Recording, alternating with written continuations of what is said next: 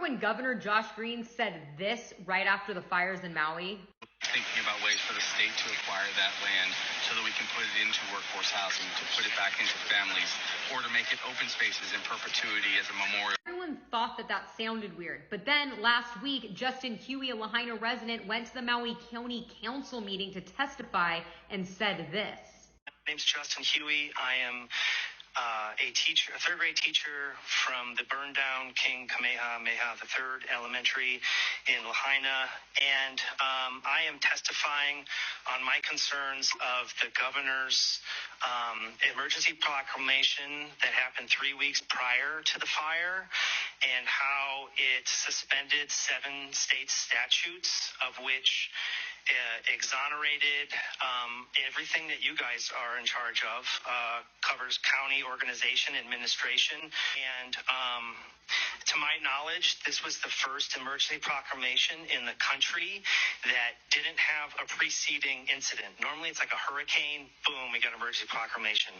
But this was just, from my knowledge, was just to streamline development. It's true. Governor Josh Green signed an emergency proclamation specific to housing 3 weeks before the fires in Maui on July 17th. This proclamation basically says that housing in the state of Hawaii is an emergency because the land and the development has become too expensive for Hawaiians to rent and buy.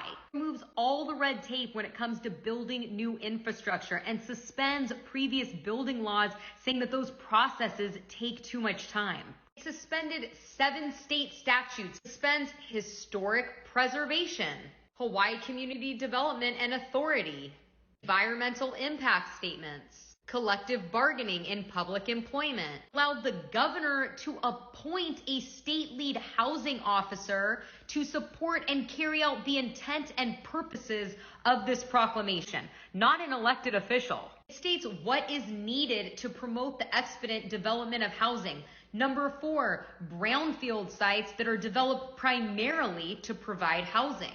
What are brownfield sites? According to the EPA, a brownfield site means real property, the expansion, redevelopment, or reuse, which may be complicated by the presence of hazardous substance, pollutant, or contaminant.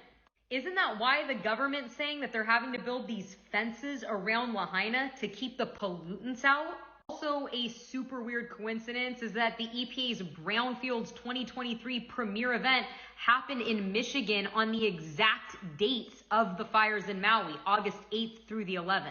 To me, all of this is odd. The timing of the emergency proclamation for housing specifically 3 weeks prior to the fires in Maui, Governor Josh Green right after the fires saying that he was trying to find ways for the state to acquire the land, and the fact that the Maui residents have been voicing their concerns about land grabs and saying that the government is not including them in the rebuilding process for Lahaina. As always, let me know what you think about all of this down below.